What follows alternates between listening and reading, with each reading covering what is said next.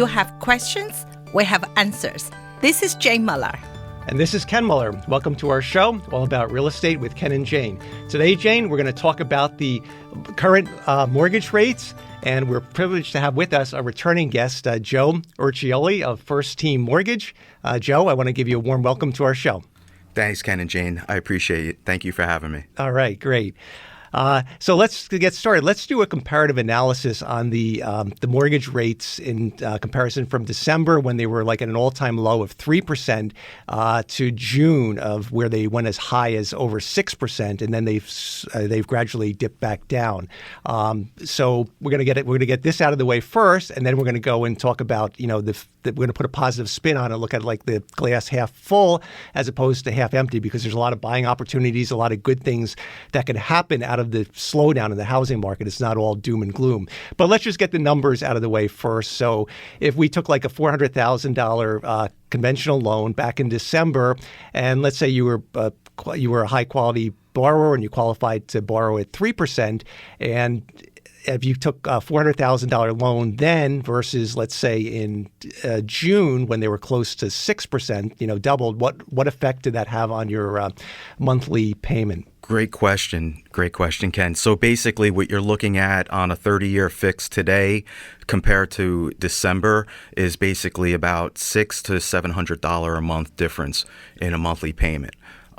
What does that equate to in purchase price power? Potential is $100,000 to $125,000. So basically, if you were looking at a house back in December and you didn't get it and you missed the opportunity, and you're looking now in June or even this summer, it's possible that you might have to take a haircut on that purchase price of $100,000 to $125,000. That's a big number. That's a big number. First of all, Ken, we have to, see, first time you came on the show, that's the beginning. Look at the studio now. It's very different, right? I love this. Yeah. This is great. Yeah, that's really good. And Ken, I have to warn all the audience out there, right? Before they enjoy your show, they really need 2 cups of strong coffee and to listen to your math. Yeah. And the guys out there, if you hate math, right, don't worry. Yeah. Later, we'll have the other part of it. It's there's no exam after these tests. We should have warned them to have at least 2 cups of coffee, and don't go to Starbucks, because with the inflation and everything, you probably can't afford the cup there. That's right. We're going to talk a little bit about inflation. That's right. Yes. So okay. So we got the bad out of the way, and obviously the rates have gone up. So the borrowing power has gone down, because your borrowers aren't going to qualify for the same purchase price because their monthly payment has gone down. And also, I think the data shows that the average loans have gone down in the last year. Like, it dropped about 50,000. I guess that's a direct reflection of the higher interest rates. Correct. But out of all this, I mean, it's not all doom and gloom, because it's not. Even the Fed chairman said at his most recent June meeting was that the housing market eventually, the inventory is still tight. So the housing market hasn't necessarily dropped, but the anticipation is that it will stabilize and maybe not increase. So I think out of this, you're going to see less and less bidding wars, less over-asking pricing, less buyers waiving the appraisal contingency and the home inspection rights. So there'll be some positive good that'll come out of this for the buyers, and maybe they can actually get the home that they really want to get. No, you're absolutely right. Right now, the buyers, the way they perceive it is they don't want a high interest rate or a perceived high interest rate, and they don't want to have to overpay on a house by $50,000-$60,000 in a 10-person bidding war. So what they're doing right now is they're kind of waiting. It's a waiting game. Yeah. And what we're thinking is, the recession's going to come. It's just a matter of time. It's a horse race. Inflation was June 10th. Now they're fearing, the depression part. So basically, what's going to happen? The recession part. The recession is going to make interest rates come down. Okay. Just today, the bond market is very favorable. So when the interest rates come down, more and more people are going to come out. Mm-hmm. Okay. My theory personally is listings. The more the listings are out there, the better off these buyers are going to be, because they're going to be in great shape. The market, though, it's going to stabilize, and they're going to be able to start going, maybe instead of going 30 to 50,000 over asking, maybe they can go 25 to 35,000 under asking. You know, maybe a house might need a new kitchen. Maybe it might need an updated bathroom. So now they're able to maybe get a better deal because there's not a lot of buyers out there, because a lot of people put everything on hold. I totally agree. Recently, there's definitely more inventory came to the market, as we can see. I think most likely is some sellers realized it. They missed the highest. But a lot of people think I think people do something right. People want to get the gain is obviously right. People want to do something. But I think the most thing get people out of the chair, do something, is they worry about what they're going to lose. That's really more for the seller. Before, it doesn't matter what you say. The seller says, let me think about it. Now, when they turn on the TV, hear the news, the market going down, way down, and the interest rate going up, and the market is quiet and everything else, a lot of seller was suddenly motivated. Certainly, I personally see that happen in Central Jersey. By seeing every day there's a new listing come to the market, right? Myself as the same. I mean, some sellers, you talk to them, they say, yes, let me think about it. Now, suddenly, they want to put on the market. There's one home, right? I've been working with a seller for 2 years. You would think 2 years, right? They want to sell. I went to the home multiple times. But they always say, what's the rush? The market is going up. But just as soon as June that happened, I got a phone call, and we put the house on market this week. And actually today is the open house day. Awesome. So, a lot of sellers feel, oh my God, did I miss the boat? I said, well, the last, the fast train, luxury train went out the station about a minute ago, but we have a second, luxury train. Yeah. And if you sell today, what would happen if I sell today? I always tell the seller, if you sell today, you get less than yesterday, but you get more than tomorrow. If that's the case, put the home on the market now, and with a reasonable expectation of the price, that's the key. Yes. You're so right. When we walked in here, I was telling Ken, I read something the other day, and it was more of a meme, but it was real. And it said, this is what it said. It said, the person that bought in 2008 at 6.5% now has $500,000 in equity. Mm-hmm. The person that waited and said, oh, the rate's too high, has nothing. That says a lot. Joe, I can tell you, right, in my personal experience, I bought a house many, many years ago, right, when I was young. If I tell you the reason, you will laugh. My girlfriend and I, we both in college and working, we both share 2-bedroom condo. We rent. My girlfriend announced engagement. So obviously, after that, I'm going to get married, going to move in with a new husband. So at that point, I have to think, what should I do? Should I rent one bedroom condo, pay a little more? Or I find another roommate to have a 2-bedroom, and to find a new roommate. But I'm very picky on the roommates. Yeah. So I really, that was my best friend. So I went to the real estate company, want to rent. And the guy was the outside smoke and said, why you want to rent? You can buy it. The market is low, blah, blah, blah, blah, blah. I said, really? He said, if you buy a house, your mortgage will be cheaper than the rent. I didn't believe him. So he took me seriously. He said, come in the car. Today, I will never get in someone's car. Yeah. But that time, I didn't know better. I went in his car, went to see a house. First house I saw, I bought it. Okay? I bought that first house at a 13% interest rate. And, at that time, I didn't know better. I didn't know rate could be 4 or 5. I just thought 13 was market. I didn't even think about the interest rate. I just went to the branch manager, and confirmed he didn't lie to me because I didn't know him. I was young. I was in the college. So, and I'm working full-time, support myself too. So I asked the manager how much I have to pay. When she told me the monthly payment, I was stunned. I said, truly, it's cheaper than the rent. I said, how that be? And he looked at me, he tried to explain to me, but that time I was too young to understand the theory behind it. Right. But long story short, right, I bought that house in a very low price at a 13%. Very soon, in a few years, right, I sold that house. I mean, actually, it was a big lot. I was successful, subdivided, and built a brand new home at the back and sold the front and funded the building, and then sold the back. I mean, nothing for nothing. I was very young. I made like 400, 500. Yeah. Very young age. I had I had a zero mortgage. People say, how did you do that, Jane? I wasn't born rich family. It's just the right time because I need to took the right chance. Yeah, I took the chance. Yep. So as you said, I mean, the people bought it, had a half million. People did get nothing. Yes. That's what I did. Not because interest. I wasn't smart. I wasn't really educated. I didn't understand.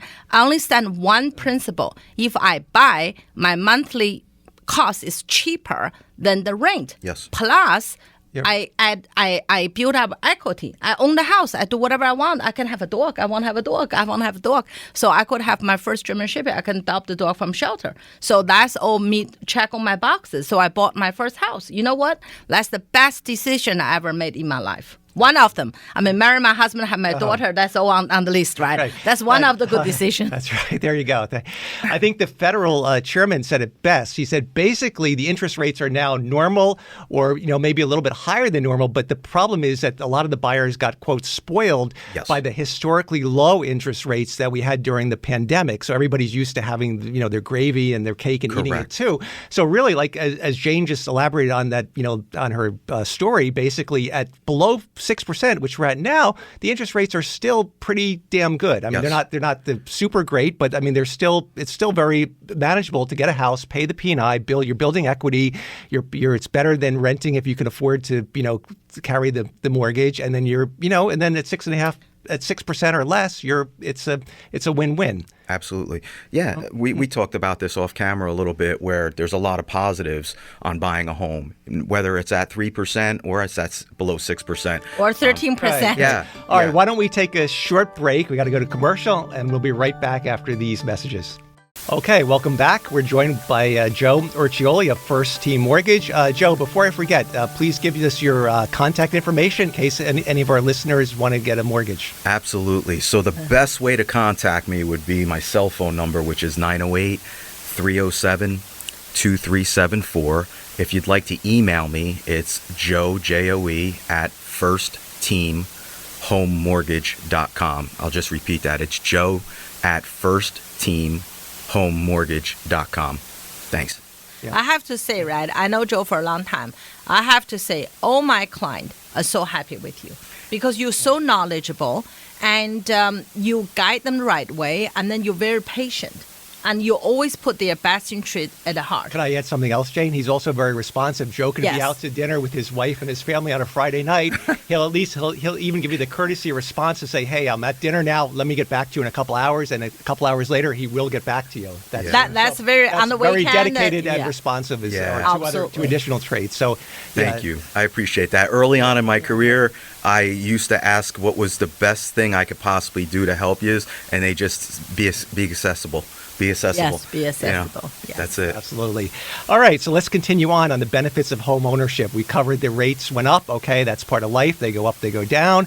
We covered the fact that home ownership is a great thing because you're building equity. Let's talk, Joe, about the tax deductibility aspect of mortgage interest on your residence. Yeah. So just to give you an idea, obviously, the higher the interest rate, the higher the mortgage interest is going to be accrued over the first year, and so on the second year. But on a 30-year fixed rate, a lot of the interest is all up front. It's all preloaded in the first couple of years of a 30-year fixed. So just to give you an example, you could write off, $24,000 off your taxes and put you into a lower tax bracket, which in turn is going to get you a higher tax refund just by owning a house. Wow. So it's very, very important. I believe personally on my taxes, speaking factually, the interest accrued on a mortgage is your biggest tax deduction.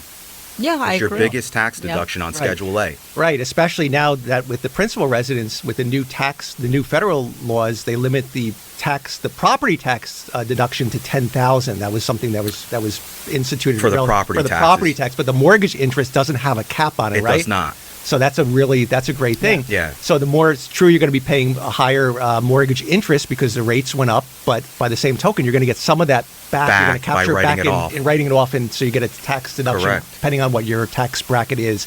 So it's not all as bad as it sounds. Correct. As we're covering. And like you said, Ken, you could also, in addition to the mortgage interest, you can write off the property taxes up to $10,000 as well. So that's another write-off that you're getting that puts you into a lower tax bracket. Let's face it, we all earn, we all have careers, we all get zonked on taxes, and we try to, eliminate some of that by having write-offs, legitimate write-offs. Owning a home has two of the biggest legitimate write-offs that you can have. Absolutely. Yeah. Right.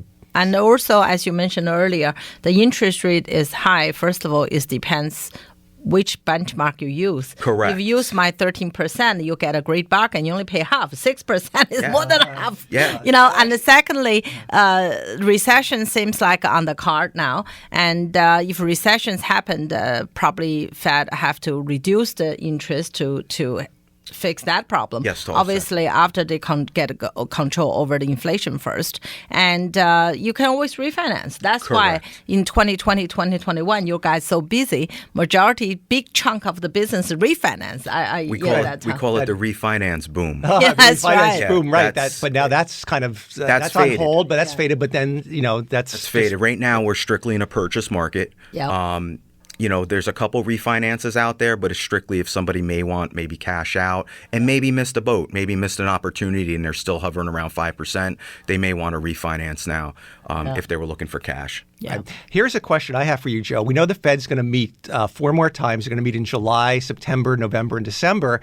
And I've been reading from my sources tell me that they could raise their lending rate by up to 2 additional points. That's all speculation based on whatever economists are crunching the numbers. And it's going to also depend upon how the inflation data comes out in June. Like in May, it came out at 8.6%.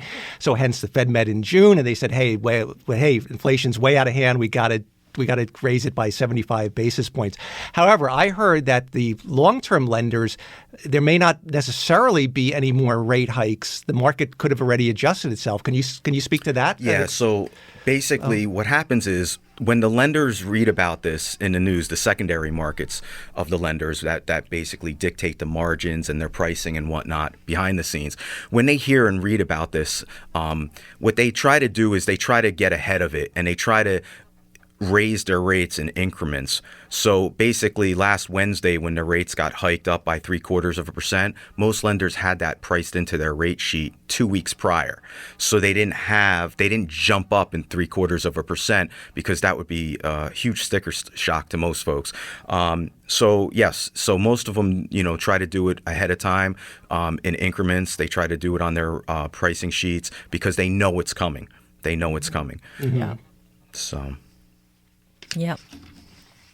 I remembered this time when June raised on Wednesday, but Monday, we obviously got quite a few offers on the weekend. Monday, I was told the rate went up in the morning, rate went up in the afternoon. Yeah. So there wasn't the Fed. The Fed is Wednesday. There was Monday. It's and by the end of Monday, I already had a buyer agent contact me, withdraw the offer because the buyer no longer qualified. Mm-hmm. And some withdraw because the buyer got shocked and confused. They don't know what's next. So put a hold on everything. So Monday was I would call it Bloody Monday. That was and the Wednesday after the Fed announced it seems like the market went up a little bit more. And then after that, it came down, so which is great. I mean, at the end of the day, right, from Monday to Thursday, market was really confusing. And June 10th was the worst. Yeah, the worst, exactly. Just walking in here today, like when we were talking off camera,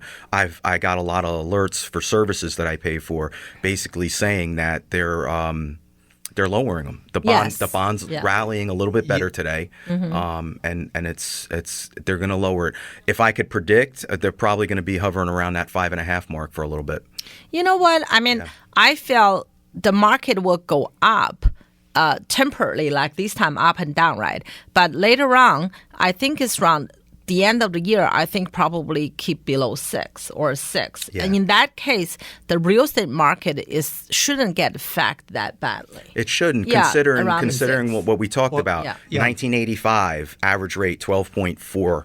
1997, 9.49. Yeah. You know, even in 2018, the average rate was 4.5. Yes. So, you know, did we have a little bit in the past 2 years of we were all spoiled? Right. We were all spoiled. Yeah.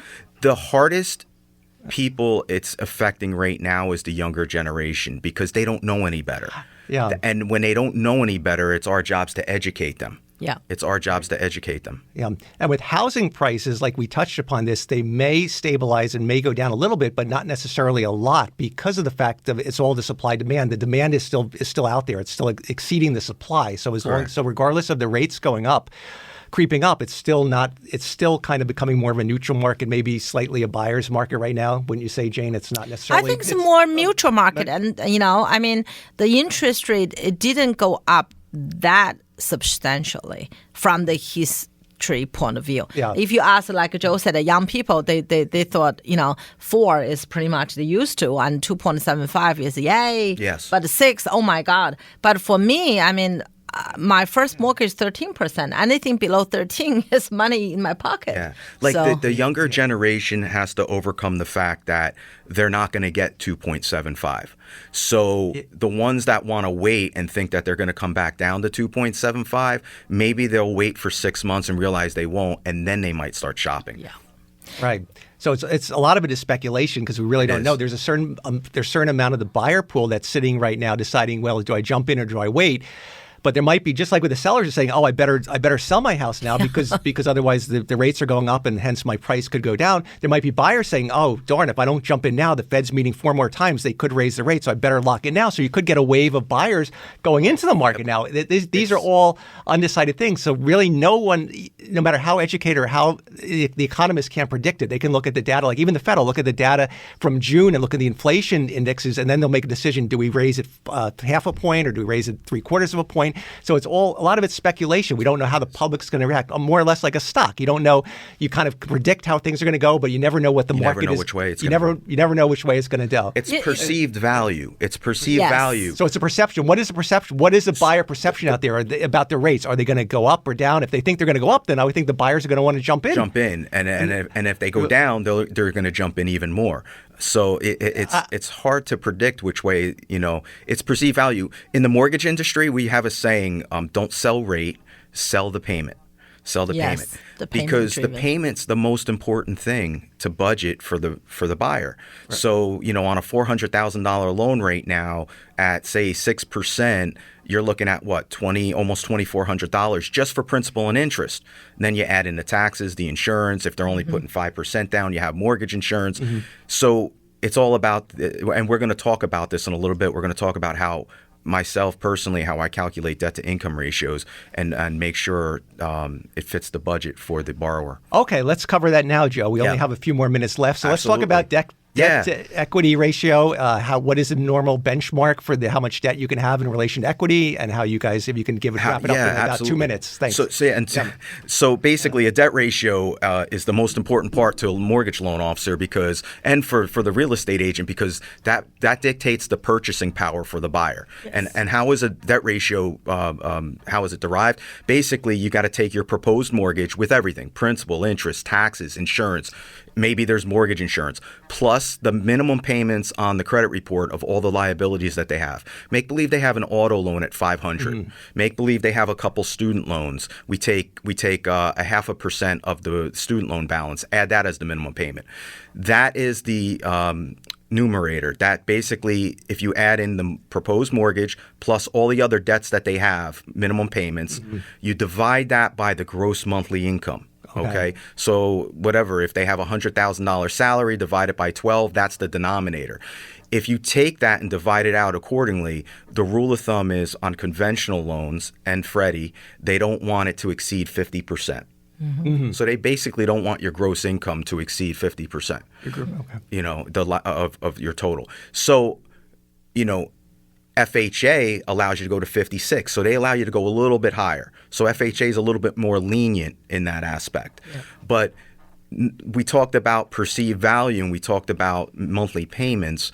No matter what, when they talk to me and I do a pre-approval for a customer, the payment's going to be based off of what their budget is.